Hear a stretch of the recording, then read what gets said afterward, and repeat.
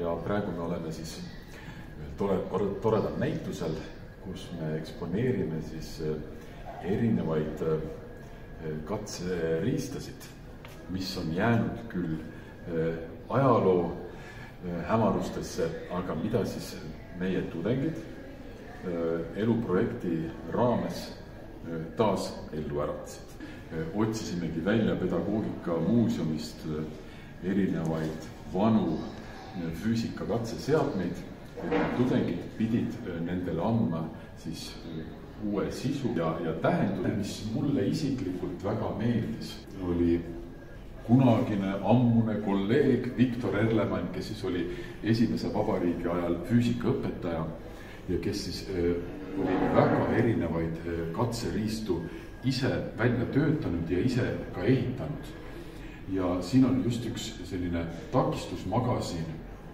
No siin all on selline traditsiooniline, ütleme, muudetav takisti ehk siis reostaat, aga see Erlemanni tehtud selline takistusmagasin on selline ühe puu alusel siis sellised traadid pandud siin üles-alla sätitud ja siis saab vastavalt siis vajadusele saab neid seda traadi pikkust siis muuta ja saab näidata, et juhtme või juhi takistus on võrdelises seoses juhtme pikkusega.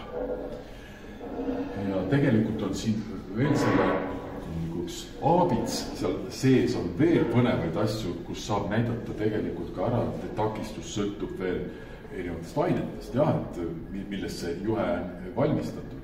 On ta alumiinium, on ta vask või mõni muu metall. Ja siis veel ka ristlõike pindalast. Ma just ise mõtlen, et tegelikult võiks selliseid katseriistuga tänapäeval olla lausa müügis, et see on väga andekalt ehitatud ja siis kui näiteks see veel ühendada tänapäevaste selliste digitaalsete sensoritega, siis on eriti huvitav näidata, kuidas vana maailm ja uus digiajastu kokku sobitada.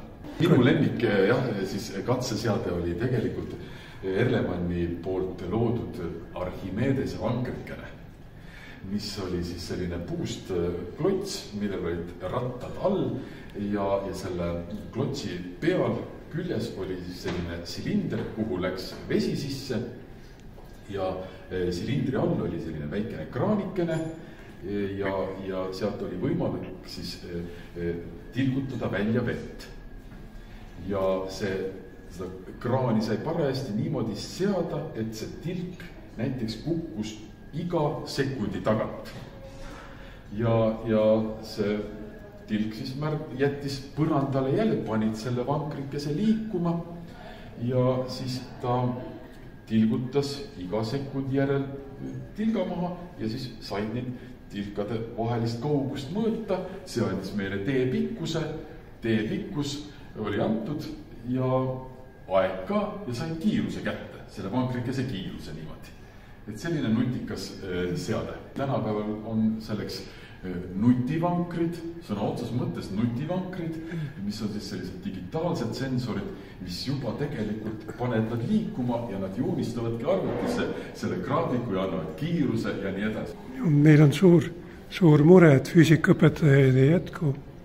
Jah, see mure on tõsine ja eks see ole ka üks eesmärk, et selline näitus üles seada, et seda füüsikat populariseerida. Me käime tegelikult, meie õppejõud käivad ka koolides neid asju kõiki rääkimas, käime rääkimas siinsetest ka meie ülikooli õpivõimalustest ja me siiralt usume, et ikkagi see protsess kuidagi pöördub paremusse ja noored hakkavad siis meile tulema õppima.